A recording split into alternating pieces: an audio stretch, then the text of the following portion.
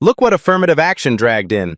Did you even graduate high school? The words sliced through the pristine silence of Prestige Financial Group's marble boardroom. Senior manager Derek Williams didn't bother looking up from his phone as he slid the intern paperwork across the table. The gesture was deliberate, dismissive. Maya Chen Washington, 24, sat perfectly still in her Target blazer.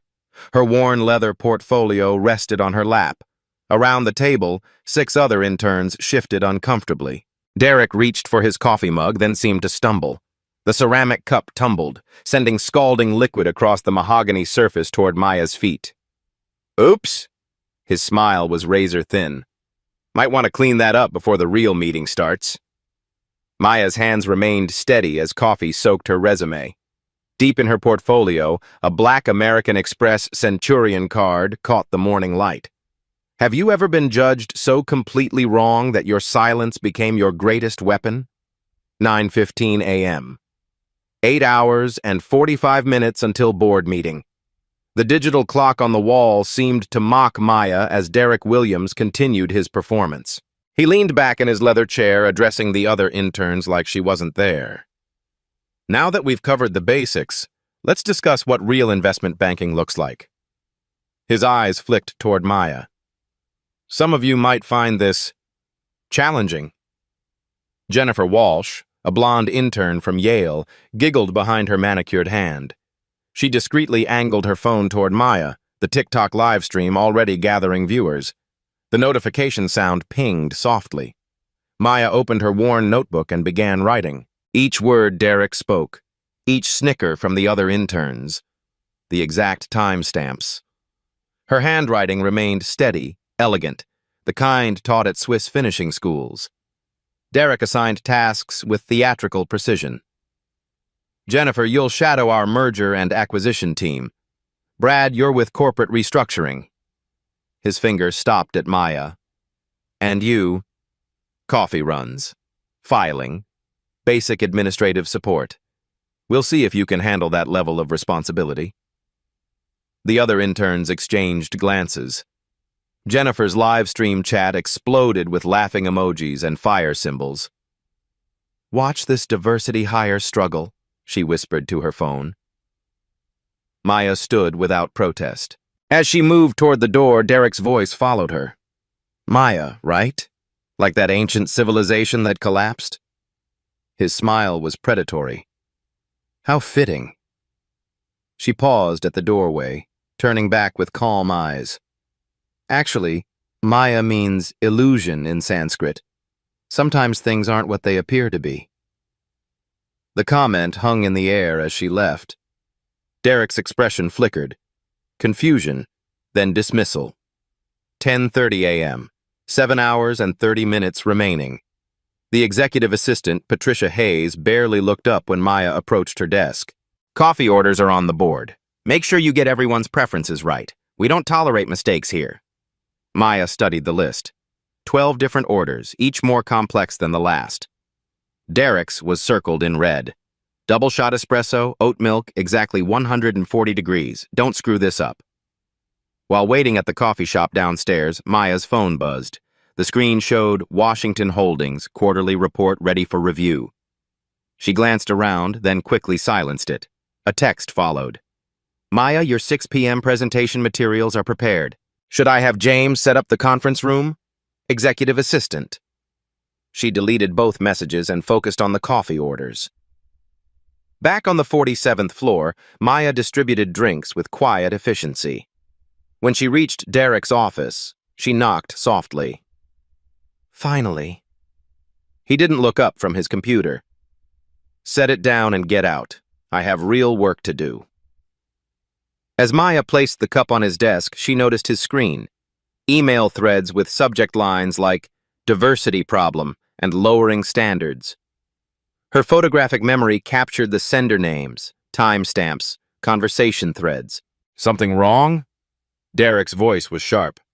No, sir. Is there anything else you need? Yeah, stay out of my way. 11:45 a.m. 6 hours and 15 minutes remaining.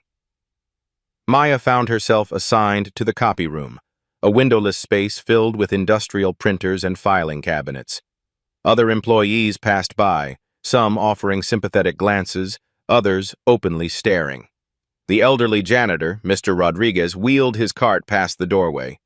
He'd worked these floors for 15 years, invisible to most executives. But when he saw Maya organizing files with mathematical precision, he paused. "You okay, mija?" Maya looked up, surprised by the kindness. "I'm fine, thank you." "I've seen a lot of interns come through here. Most quit after the first week." His weathered hands adjusted his cleaning supplies. "You're different." Before Maya could respond, Jennifer Walsh appeared with her phone still recording. "Still here? I honestly thought you'd given up by now." The live stream now showed 1,200 viewers. Comments flooded the screen. "She's trying so hard. This is painful to watch. Someone help her." Maya continued organizing documents. Each paper was placed with deliberate care, as if she were handling million-dollar contracts instead of copy room filing. "My followers think you should maybe consider a different career path," Jennifer continued. "Something more suited to your background." "What background would that be?" Maya's voice remained level. Jennifer's smile faltered slightly. "You know, more practical, less academic." Mr. Rodriguez stepped closer, his protective instincts flaring. "The girl's doing fine work. Maybe mind your own business." Jennifer rolled her eyes and walked away, phone still streaming. Her viewer count had jumped to 2,000. 12:30 p.m. 5 hours and 30 minutes remaining. Lunch break brought no respite. Maya sat alone in the cafeteria, picking at a sandwich while reviewing her notes. Around her, clusters of employees whispered and pointed. Derek's voice carried from a nearby table where he entertained 3 department heads. "Honestly, I don't know what HR was thinking. We're running a business, not a charity." His audience chuckled appreciatively. "The girl can barely handle coffee orders. How's she supposed to understand complex financial instruments?" Department head Sarah Chen, no relation to Maya, nodded along. "The board's pressure for diversity hiring is getting out of hand. We need qualified candidates, not social experiments." Maya's pen moved across her notebook. Names, quotes, witnesses. A precise record of systematic discrimination. Her phone vibrated with another message. "Board meeting moved to 6 p.m. sharp. All materials ready. Will you need the private elevator?" "James." She glanced around the cafeteria, then typed back, "Regular elevator is fine. Maintaining cover until tonight." At a table across the room, Jennifer was still live streaming, her phone propped against a water bottle. The chat was now filled with betting odds on how long Maya would last, but hidden in the far corner, someone else was watching. Security guard Marcus Thompson had worked building security for 8 years. He recognized Maya from somewhere, though he couldn't place where. Something about her calm confidence in the face of humiliation seemed familiar. His shift supervisor approached. "Everything quiet up here?" "Yeah," Marcus replied, still studying Maya. "Just keeping an eye on things."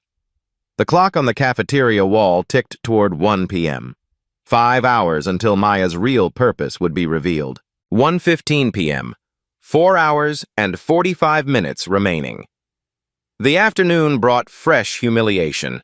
Derek had assembled what he called an educational demonstration in the main conference room. 23 employees crowded around the glass table, including the 3 department heads and several junior associates eager to curry favor. "Today we're going to review basic financial concepts," Derek announced, his eyes fixed on Maya. "Starting with our intern's understanding of fundamental principles." Jennifer positioned her phone for optimal streaming angles. Her viewer count had swelled to 3,500, with comments flying, "This is brutal. Someone stop this. Corporate bullying gone viral." "Maya, can you explain what ROI means?" Derek's question was a trap, designed to embarrass. "Return on investment, the ratio of net profit to cost of investment, typically expressed as a percentage." Maya's answer was precise. Textbook perfect. Derek's smile tightened. "Lucky guess. How about EBITDA?" earnings before interest, taxes, depreciation, and amortization, a measure of operational profitability. The room grew quieter. Maya's responses weren't what Derek expected. Market capitalization? Total dollar market value of all outstanding shares, calculated by multiplying shares outstanding by current market price per share. Jennifer's live stream chat shifted. Wait, she actually knows this stuff. Plot twist incoming. Derek looks shook. But Derek wasn't finished. He opened his laptop and projected a complex financial statement onto the wall screen. Since you're so confident, walk us through this quarterly report. Explain the cash flow statement to everyone here. Maya approached the screen. Around her, employees leaned forward. Some filmed on their phones. Others exchanged bets on whether she'd crack under pressure. She studied the document for 30 seconds, then began speaking with quiet authority. The operating cash flow shows $47.3 million, indicating strong core business performance. However, the $12.8 million in financing activities suggests significant debt servicing. The $8.2 million decrease in investing activities signals reduced capital expenditure, possibly indicating cost-cutting measures or delayed growth investments. Her analysis was flawless. More than flawless. It revealed insights that impressed even the senior analysts present. Derek's face flushed red. Anyone can memorize textbook definitions, he snapped. Real business requires instinct, connections, breeding, things you can't fake. The word breeding hung in the air like poison. Several employees shifted uncomfortably. Jennifer's live stream exploded with outrage. Did he just say breeding? This is straight-up racism. Save this video as evidence. 2:30 p.m., 3 hours and 30 minutes remaining. The public humiliation had backfired, making Derek more dangerous. He retreated to his office with department heads Sarah Chen and Michael Torres, plotting their next move. She's making me look bad. Derek's voice carried through his partially open door. We need to get rid of her before she causes more problems. Maya passed by carrying files, her steps silent on the marble floor. She paused just outside the door, listening. Claim she's disruptive, Sarah suggested. Insubordinate. We have witnesses. Better yet, Michael added. Say she's not following safety protocols. That's grounds for immediate dismissal. Derek's laugh was cruel. I like that. Frame it as a liability issue. Corporate will back us up. Maya's phone vibrated. A text from an unknown number. Ms. Washington, this is Marcus from Building Security. We need to talk. Staff break room, level 42. It's important. She made her way to the lower floor, finding Marcus Thompson waiting with coffee and a grim expression. I remember where I know you from, he said quietly. 3 months ago, you toured this building with the Washington Holdings executives. You were asking about security protocols, employee satisfaction surveys. Maya's composure didn't waver, but her eyes sharpened. I've been watching what's happening upstairs, Marcus continued. That live stream has 8,000 viewers now.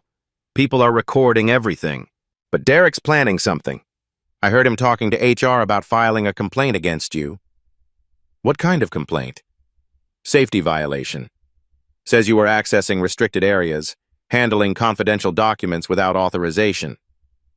Marcus leaned forward. It's bullshit, but it'll stick if they push it through. Maya processed this information with clinical precision. When?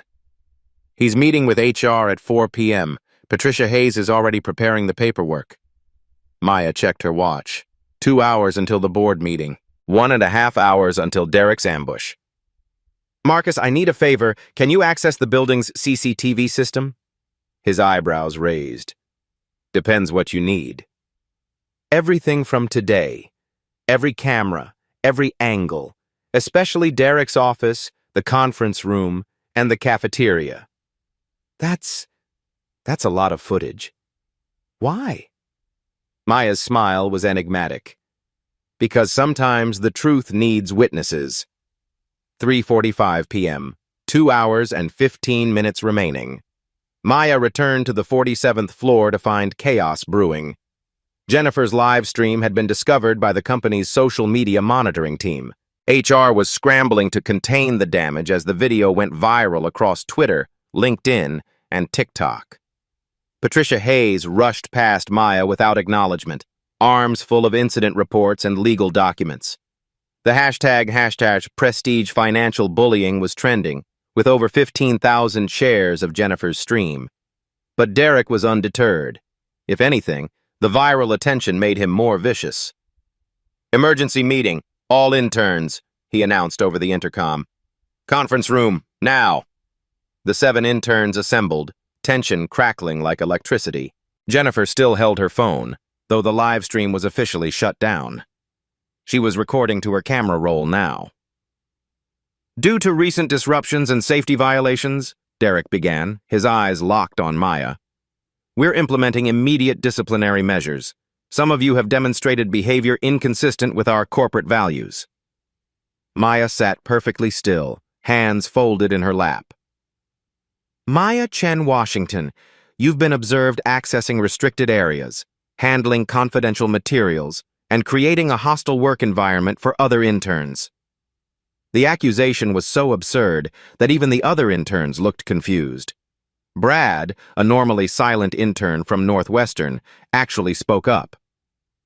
"Sir, Maya hasn't done anything wrong. She's been helping all of us with our assignments." Derek's glare could have melted steel.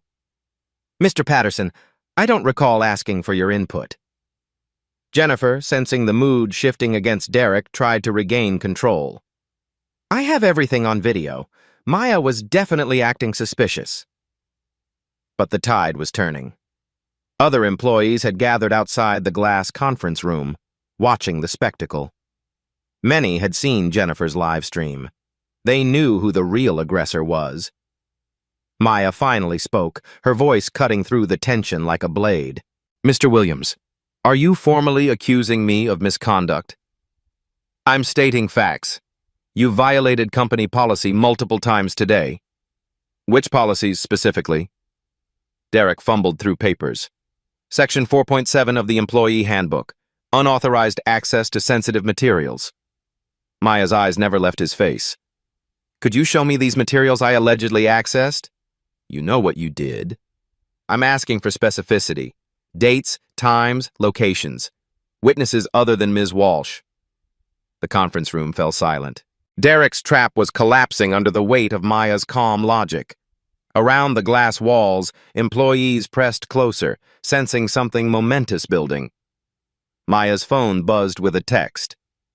"Conference room prepared. Security has been notified. All board members present. Ready when you are. James." She glanced at the message, then at the wall clock. 4:00 p.m. Exactly. Time for the reveal that would shatter Derek Williams's world. Part 4. Twist reveal. 1,800 words. 4:00 p.m. 2 hours remaining. Maya stood slowly, her movement deliberate and graceful. The conference room held its breath as she walked to Derek's abandoned laptop, still connected to the projection screen. "What are you doing?" Derek's voice cracked slightly. "Get away from my computer. I need to show everyone something important." Maya's fingers moved across the keyboard with practiced efficiency. "You left your email open, Mr. Williams." "That's private property. Security!" But security didn't come. Marcus Thompson stood in the doorway, arms crossed, watching with keen interest. Maya opened Derek's email client. The projection screen filled with message threads that made the room gasp collectively. "Email dated March 15th, Maya read aloud.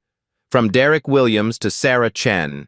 Another diversity hire disaster incoming. These people don't belong in our industry. How do we make this stop?" Sarah Chen's face went white. Around the glass walls, employees pressed closer, phones recording everything. "March 22nd, Derek Williams to Michael Torres. The board's pushing affirmative action nonsense again. Time to raise our standards before we're overrun." Jennifer's hand shook as she held her phone. Her live stream replacement was capturing every word, broadcasting to thousands of viewers who were sharing the feed across every platform. Maya scrolled deeper into the email threads, revealing a systematic pattern of discrimination that stunned the room into silence. May 3rd. Derek Williams to hiring committee. Reject candidate Chen Park. Too ethnic. Won't fit company culture. May 17th. Derek Williams to Patricia Hayes. Promote Johnson over Martinez. We need the right image in client-facing roles. June 2nd. Derek Williams to department heads. The diversity training is mandatory, but let's make sure everyone understands what really matters here. Each email was worse than the last. Month after month of documented bigotry, preserved in Derek's own words across company servers. June 24th. Derek Williams to Michael Torres. Found a way around the diversity quotas. Reject candidates on cultural fit grounds. Legal can't touch us. The evidence was devastating. Derek had created an entire system of discrimination, carefully coded to avoid legal scrutiny while systematically excluding qualified minority candidates. Derek lunged for the laptop. "Stop this immediately! You're violating federal privacy laws!" Maya stepped aside, letting him frantically close his email. But the damage was done. Every message was burned into the minds of witnesses and preserved on dozens of recording devices. "Actually, Mr. Williams, let me address your legal concerns." Maya's voice carried new authority, a subtle shift that made everyone lean forward. According to Employment Law Section 1102.3, discriminatory communications using company resources constitute hostile workplace violations, automatically waiving privacy protections under the Civil Rights Act of 1964, Title VII. The legal precision of her answer sent ripples through the room. This wasn't intern-level knowledge. This was expertise that suggested advanced legal training. Furthermore, Maya continued, Section 1981 of the Civil Rights Act provides for monetary damages in cases of intentional employment discrimination. Your emails constitute written evidence of intent. Derek's face contorted with rage and confusion. "Who the hell are you?" Maya reached into her worn leather portfolio and pulled out her phone. She dialed a number, putting the call on speaker. "James, it's Maya. Please prepare the boardroom for an emergency disciplinary session. Full board attendance required." A professionally trained voice responded, "Of course, Miss Washington. Shall I notify legal and HR to prepare termination documentation? The executive team is standing by." The name hit the room like a physical blow. Washington, the Washington Holdings, the parent company that owned 67% of Prestige Financial Group. Derek staggered backward, his face draining of color. "Washington? As in—" Maya removed her cheap Target blazer, revealing a perfectly tailored Armani shirt underneath. From her portfolio, she withdrew an executive badge on a platinum chain, the Washington Holdings logo gleaming in the fluorescent light. "Maya Elizabeth Washington, Chief Diversity Officer and Board Member, Washington Holdings." Her voice carried quiet power now. The pretense finally dropped. "I've been conducting our annual Undercover assessment of subsidiary workplace cultures." The silence was deafening. 7 interns, 3 department heads, and 20-plus employees stared in stunned disbelief. The woman they'd watched being humiliated all day was one of the most powerful people in the building. Jennifer's phone slipped from her trembling fingers, clattering to the floor. The live stream continued broadcasting to over 15,000 viewers, who were now witnessing corporate history. "For the past 18 months, Maya continued, Washington Holdings has received 23 formal complaints about discrimination at Prestige Financial. Anonymous employee surveys showed systematic bias affecting 67% of minority staff. Exit interviews cited hostile work environment as the primary factor in 73% of minority departures." She gestured to the projection screen still displaying Derek's emails. "Today's assessment has provided comprehensive evidence of the root cause. A manager who views diversity as a threat rather than an asset." Maya picked up Jennifer's phone, scrolling through the live stream comments that were exploding with reactions. Your performance, Mr. Williams, has been viewed by over 15,000 people across multiple platforms.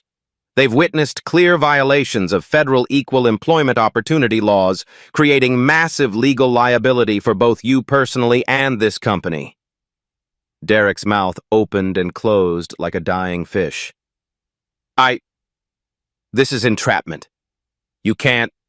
This isn't legal. Actually, it's completely legal under federal employment law.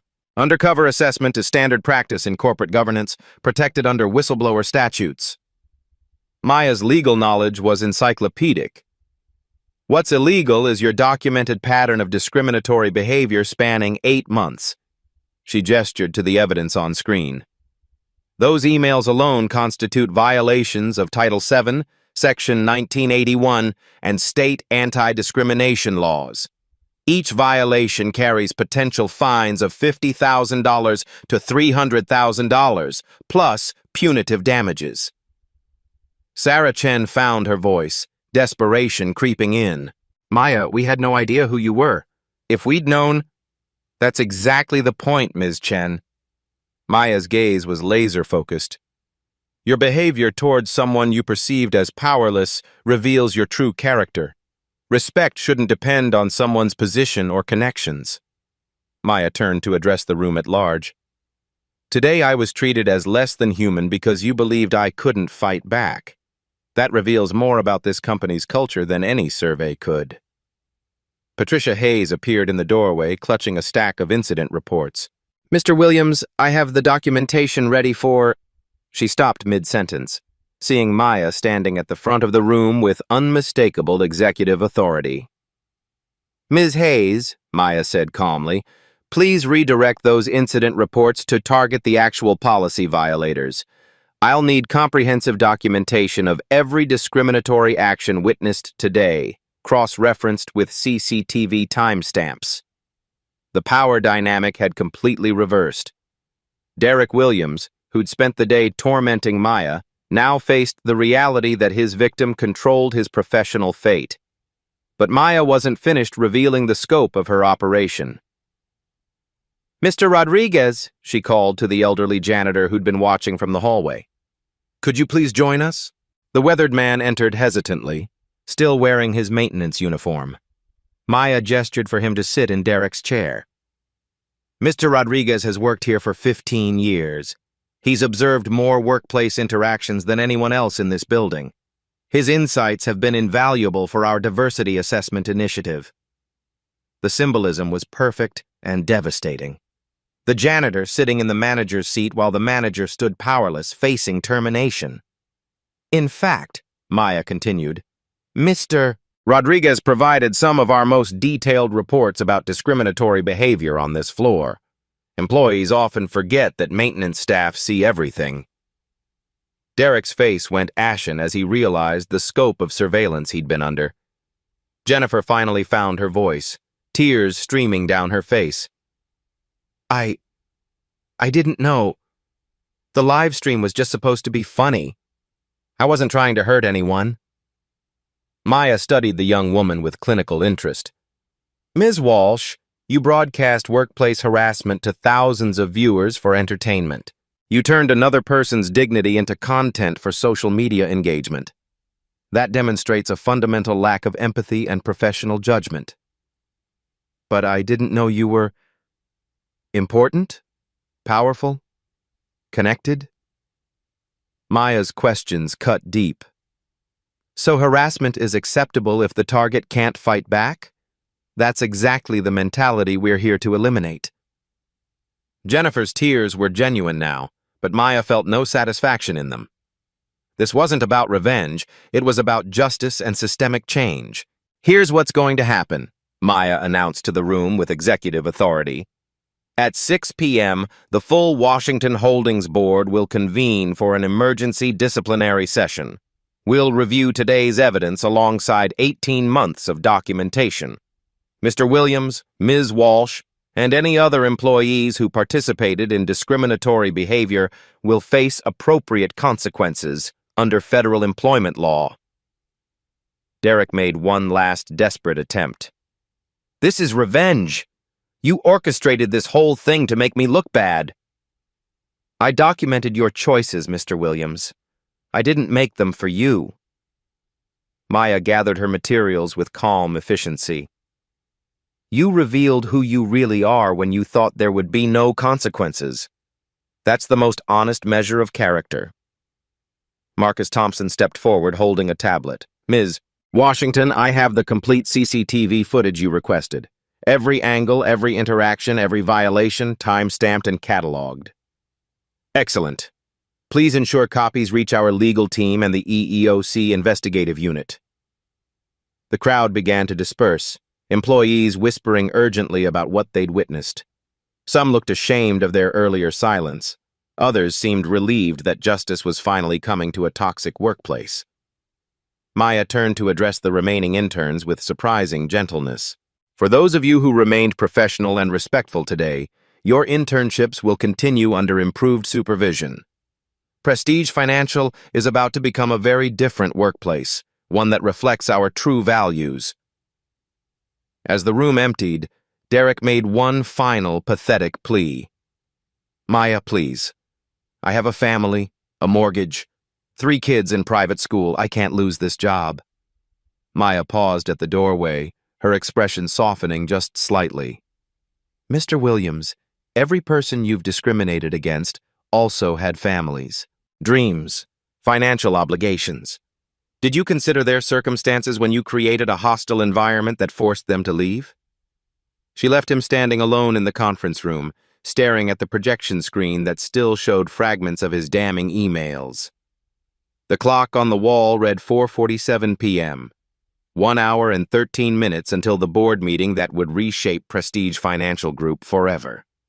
Maya had spent 8 hours being underestimated, humiliated, and dismissed.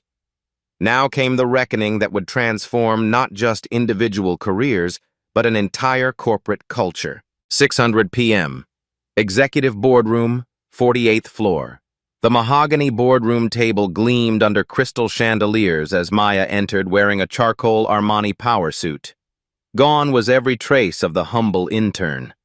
She moved with the confidence of someone who belonged at the head of billion-dollar decisions. 8 Washington Holdings executives flanked the table alongside 5 Prestige Financial board members. Laptops displayed financial charts, legal documents, and streaming social media feeds showing Derek's humiliation spreading across the internet. James Morrison, executive assistant and longtime family friend, handed Maya a leather portfolio. The evidence compilation is complete. Legal has reviewed everything. We're ready to proceed. Maya took her seat at the head of the table. Through the floor-to-ceiling windows, the city sprawled 48 floors below. A kingdom her family's company helped rule. Ladies and gentlemen, thank you for convening on short notice. Today's undercover assessment has revealed systematic discrimination that threatens our company's legal standing, financial performance, and moral integrity. She activated the wall-mounted display system. Derek's emails appeared in stark detail, each one more damning than the last. Legal analysis, Maya announced. These communications constitute clear violations of Title VII of the Civil Rights Act, Section 1981, and state anti-discrimination statutes. Our exposure includes potential class action lawsuits, EEOC investigations, and federal compliance audits. General Counsel Patricia Wu leaned forward. What's our financial liability? Maya clicked to the next slide. Conservative estimates. $2.3 million in immediate legal costs, $4.7 million in potential settlements, $8.1 million in lost productivity from hostile work environment. Total exposure, $15.1 million annually. The numbers hit the room like a physical force. Prestige Financial's annual profit margin was $23 million. Derek's discrimination was costing them 2/3 of their bottom line. Furthermore, Maya continued, our reputation risk is immeasurable. The live stream has generated 847,000 views across platforms. Prestige Financial. Bullying is trending with a 127,000 mentions. Our stock price dropped 3.2% in after-hours trading. Board Chairman Robert Chen spoke with barely controlled anger. How did we miss this pattern? Because discrimination operates in shadows, Maya replied. Derek Williams mastered the art of coded language and plausible deniability, but patterns emerge when someone becomes invisible enough to witness truth. She clicked to personnel data. Under Derek's management, minority employee retention dropped to 23%, compared to 67% company average. Hiring diversity fell 43%. Department productivity declined 18% due to constant turnover and toxic culture. CFO Michael Rodriguez studied the spreadsheets. These numbers are catastrophic. How much will remediation cost? Maya had prepared comprehensive solutions. Phase 1. Immediate terminations and demotions. Cost: $340,000 in severance and replacement hiring. Phase 2. Cultural Transformation Program. Cost: $890,000 annually. Phase 3. Monitoring and Compliance Systems. Cost: $450,000 implementation, $120,000 annually. Total investment: $1.8 million. Return on investment: $13.3 million in avoided liability and improved productivity. The business case was irrefutable. Discrimination wasn't just morally wrong, it was financially devastating. At that moment, security escorted Derek Williams into the boardroom. His earlier arrogance had crumbled into desperate panic. Behind him came Jennifer Walsh, Sarah Chen, Michael Torres, and Patricia Hayes. Derek's eyes darted around the table, recognizing the power assembled against him. "This is a setup. She deliberately deceived us." Maya's voice remained ice calm. "Mr. Williams, you had 8 hours to demonstrate basic human decency. You chose discrimination. I simply documented your choices." She activated video footage. The room watched Derek's coffee-spilling incident in slow motion. His deliberate cruelty was obvious from every angle. 9:15 a.m. Mr. Williams assigns menial tasks while making demeaning comments about my intelligence and background. The next video showed Derek's financial quiz performance. 2:30 p.m. After I demonstrate superior knowledge, Mr. Williams escalates to public humiliation, using coded language to suggest racial inferiority. Patricia Wu took notes furiously. Each incident was a separate legal violation. 3:45 p.m. Mr. Williams conspires with colleagues to fabricate safety violations and terminate my employment illegally. The evidence was overwhelming. But Maya wasn't finished. Jennifer Walsh live-streamed harassment to 15,000 viewers, turning workplace discrimination into entertainment content. Sarah Chen participated in discriminatory communications. Patricia Hayes ignored multiple bias reports and enabled toxic behavior. Jennifer began sobbing. "I'm sorry, I didn't understand how serious this was." "Ms. Walsh," Maya replied, "you're 22 years old. At what age should people be held accountable for deliberate cruelty?" Derek made a final desperate play. "Maya, you're overreacting. This is just office culture. Everyone jokes around. We didn't mean anything personal." Maya's response was surgical. "Mr. Williams, in the past 18 months, your office culture has driven away 12 minority employees. Total replacement costs, $847,000. Lost institutional knowledge, immeasurable." She clicked to exit interview footage. Here's Keisha Johnson, former analyst, explaining why she quit after 8 months. The video showed a young black woman in tears. "I couldn't take it anymore. Derek made me feel like I didn't belong there every single day. The microaggressions, the exclusion from meetings, the constant questions about whether I was really qualified." More videos followed. Carlos Martinez, Jennifer Kim, Ahmad Hassan, a parade of talented professionals destroyed by Derek's systematic bigotry. "Each of these people had families, dreams, and bills to pay," Maya said. "Your actions didn't just hurt feelings, you damaged lives and careers." Board Chairman Robert Chen had seen enough.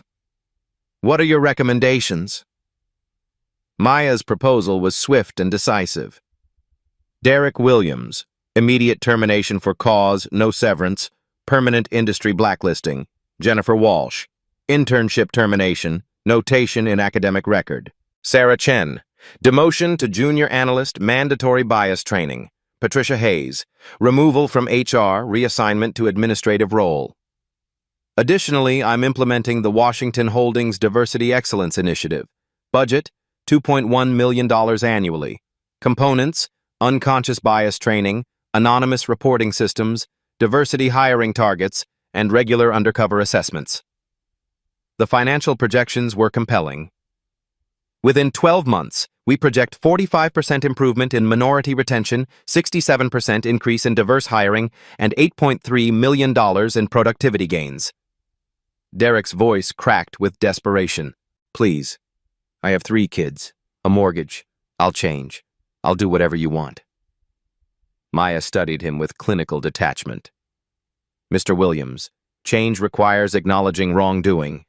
Can you honestly say you understand why your behavior was harmful?" Derek's silence spoke volumes. Even facing termination, he couldn't grasp the humanity of his victims. "Your inability to show genuine remorse confirms that termination is appropriate," Maya concluded. General Counsel Patricia Wu addressed the legal implications. "We're prepared to defend these decisions. The evidence supports immediate action under federal employment law." Chairman Robert Chen called for formal votes. "All in favor of Derek Williams' immediate termination?" 9 hands raised unanimously. "Jennifer Walsh's internship termination?" 9 hands again. "Sarah Chen's demotion and probation?" 8 hands. Sarah's father abstained, his face grim with disappointment. "Patricia Hayes' reassignment?" Unanimous approval. Maya felt no satisfaction in the destruction of careers. This was justice, not revenge. "Finally," she announced, "I'm establishing the Rodriguez Excellence Fund, named after our facilities supervisor who showed kindness when others chose cruelty. $500,000 annually for minority student scholarships." The symbolism was perfect. The janitor who'd comforted Maya would have an educational fund bearing his name. Security began escorting the terminated employees from the building. Derek's protests echoed down the marble hallway until the elevator doors closed. Through the boardroom windows, Maya watched the sun set over the city. In one day, she'd exposed systemic discrimination, documented federal law violations, and transformed corporate culture. But the real victory wasn't Derek's termination.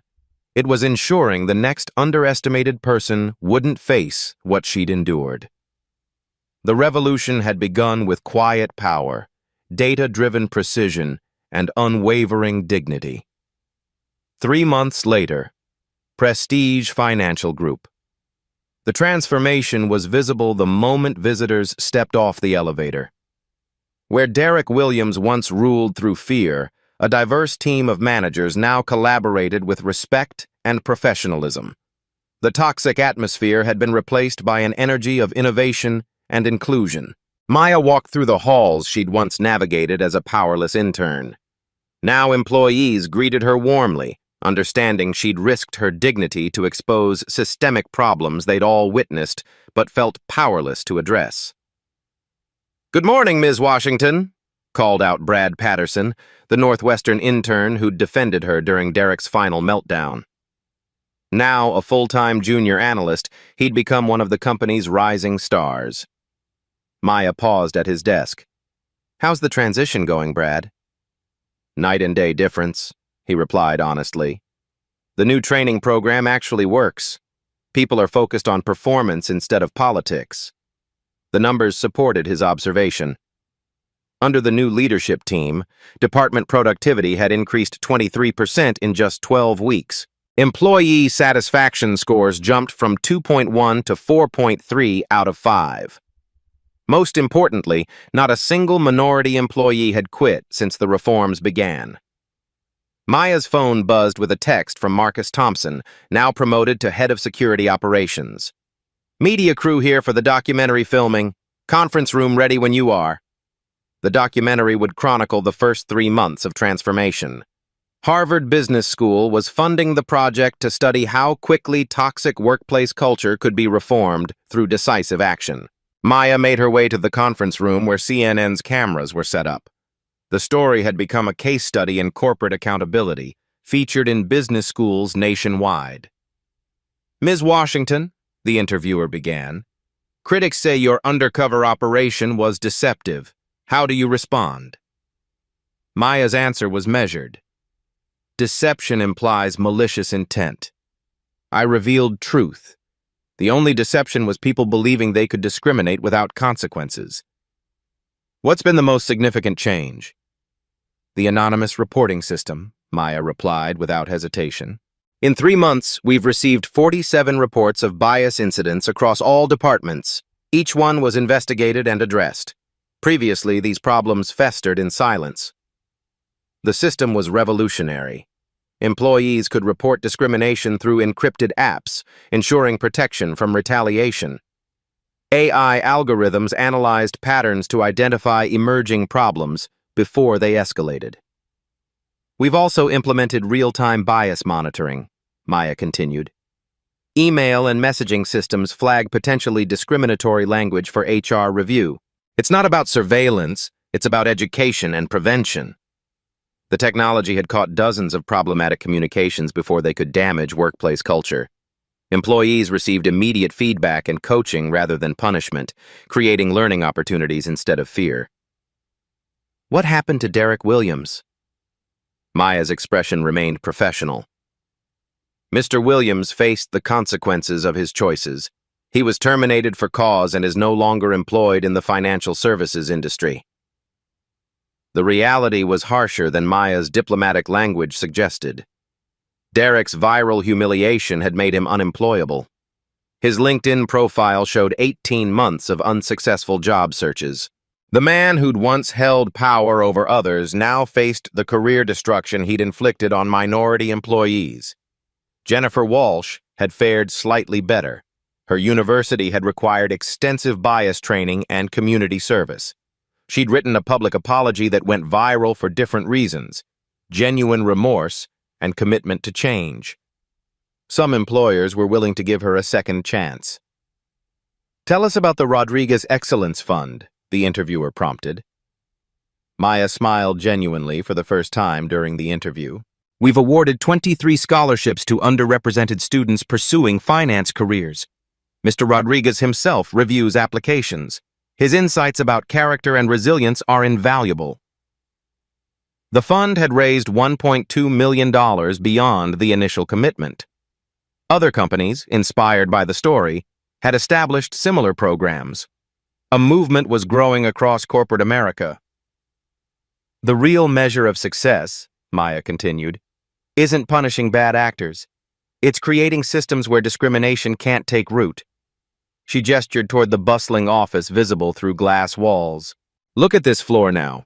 People collaborate across racial lines without tension. Ideas are evaluated on merit, not the demographics of who proposed them.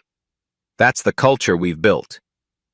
The interviewer posed a final question.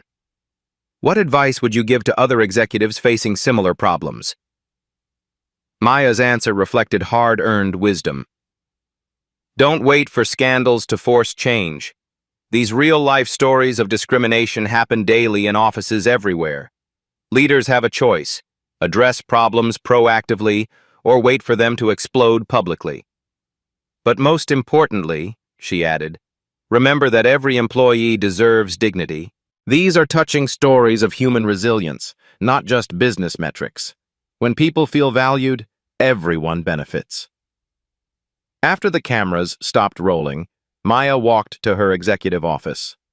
On her desk sat hundreds of emails from employees across the industry, sharing their own black stories of discrimination and thanking her for creating change. One message stood out from Keisha Johnson, the former analyst who'd quit under Derek's harassment. Maya, I just accepted a position at Goldman Sachs. Your courage gave me the confidence to try again. Thank you for proving that our voices matter. Maya smiled, knowing the real work was just beginning.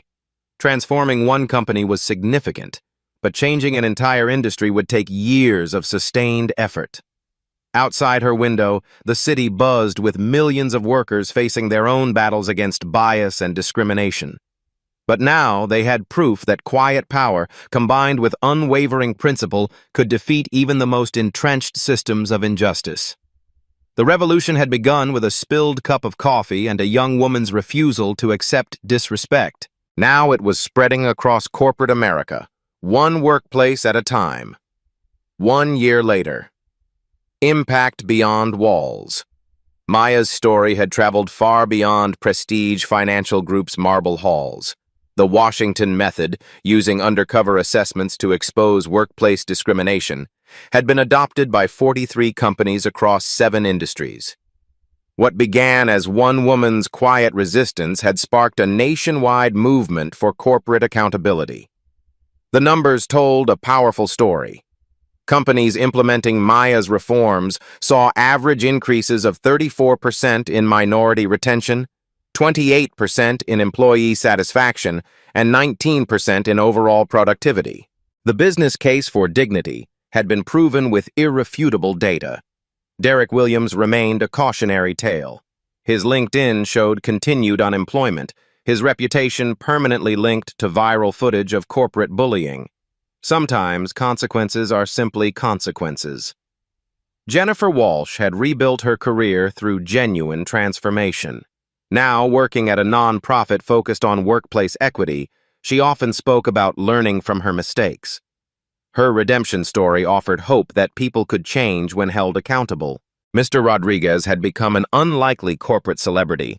His promotion to facilities director and role in scholarship selection had inspired dozens of articles about recognizing unsung workplace heroes.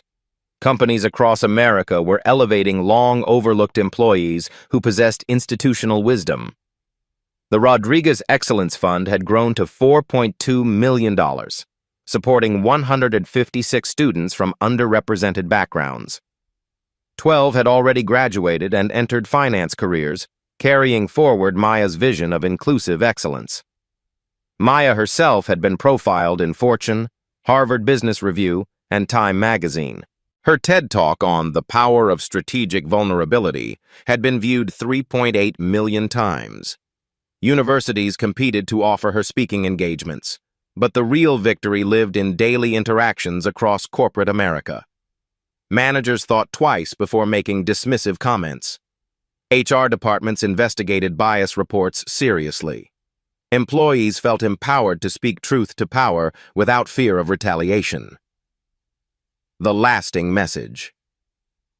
Maya's journey proved that authentic change doesn't require violence or destruction. It requires courage, strategy, and unwavering commitment to human dignity. Sometimes the most powerful revolution begins with someone quietly taking notes. Her story demonstrated that privilege, when used responsibly, becomes a tool for justice rather than oppression. Maya could have revealed her identity immediately and avoided 8 hours of humiliation. Instead, she endured discrimination to document its full scope and create lasting change. The touching stories emerging from transformed workplaces validated her approach. Employees of all backgrounds now collaborated as equals. Merit determined advancement. Respect replaced fear as the foundation of corporate culture. Your voice matters. Have you witnessed workplace discrimination? Have you felt the sting of being underestimated because of your race, gender, or background? Have you seen talented colleagues driven away by toxic cultures? Your experiences matter. Your voice has power. Your story could be the catalyst that transforms another workplace. Share your real-life stories in the comments below. Help us document the full scope of workplace bias that still exists. Together, we can create the accountability that drives systemic change. Black voices speak truth to power when we unite our experiences and refuse to accept injustice as normal. Subscribe to Black Voices Speak for more stories of quiet courage defeating systemic oppression. Like this video if Maya's journey inspired you. Share it with someone who needs to know their dignity is worth defending. Remember, you don't have to be powerful to be powerful.